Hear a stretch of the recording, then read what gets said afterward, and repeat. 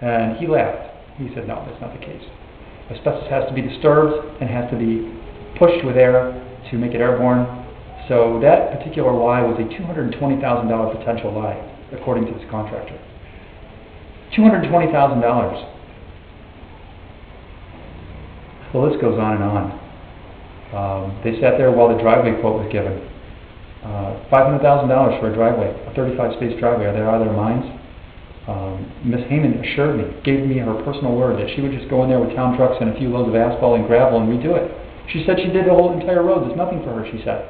Then when I mentioned that at the board meeting, she lied and said she didn't say that. You could see it in her eyes. It wasn't true what she said. She told me, she said she didn't say that, and you could tell that I was telling the truth. Regardless, for her to sit there while someone threw a $500,000 bid out there and say nothing was ridiculous.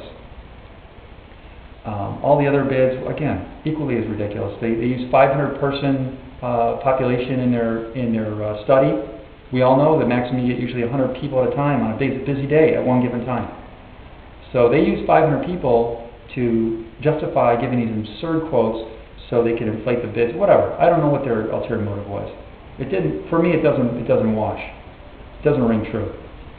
Mr. Percone, at the end of the meeting, for a man who never says anything, basically, at these meetings, for months on end, was all over this project. We got to do it right. A to Z, he says. We got to do the catch basins and the parking lot. We got to get in there and get rid of all that asbestos, he says. Asbestos. We got to get rid of that. That's bad stuff. He seemed to have a very large interest in the asbestos and pipe and driveway parking lot. Keep in mind, I sent a letter to the attorney for the town of Ronkonkoma asking John Percone to recuse himself from discussing or making any decision on this particular aspect of the project, of the pipe and asbestos and HVAC. He is head of the pipe fitters union for this area.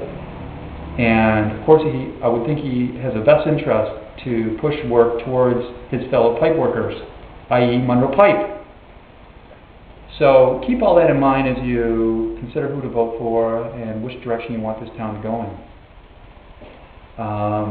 Like I say, the misinformation keeps coming fast and furious all the time. Ms. Aldersley recently accused me of sending her threatening emails, which is absurd. Produced emails, there are no such thing. Ms. Evans said she needs to get 1 million emails. If she gets a million emails, she might consider putting amenities in this center or an awning so the seniors don't have to sit in the hot sun, even though we've got almost $500,000 in our account in the next month or so, sitting there waiting to be used.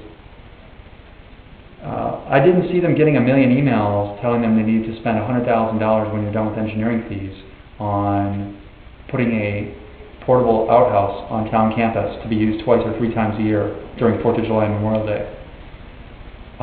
If that's how they rank our seniors below basically outhouses and toilets, they had no problem passing a bond for that issue. That went down like that. But for 3.5 years, they let people sit in there with old furniture, no AC, drab interior, nothing. Nothing. And there was no reason not to buy furniture, even if you considered expanding or going to a new place. They make something called a moving truck, and when you move, you take the things with you. So you could have just moved them along. There's no excuse for that. Again, like I say, their priorities are different than my priorities. My priorities are helping the people of the community live a better life day to day. And I'm a frugal man. I don't believe in spending a lot of money. I buy used. I'll slash wasteful spending. I'll make sure we get our money's worth on every single contract and negotiate to the nth degree. I can smell a bad deal when I come across it and will not enter into it. I look forward to your confidence in your vote. I hope our friendship is long and trustworthy, and I'll be honest with you in everything that I do, because as we all know, a friendship is built on trust. Thank you.